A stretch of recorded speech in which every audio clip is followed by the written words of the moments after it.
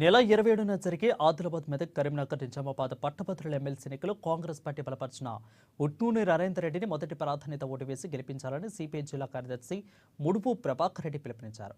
ఆదిలాబాద్ పట్టణంలోని సిపిఐ కార్యాలయంలో మంగళవారం ఏర్పాటు చేసిన మీడియా సమావేశంలో ఆయన మాట్లాడారు. ఇక ఏ సమస్య ఉన్నా ప్రభుత్వంతో మాట్లాడి పరిష్కరించే అవకాశం ఉన్న దృష్ట్యా నరేందర్ రెడ్డికి ఓటు వేసి గెలిపించాలని అన్నారు.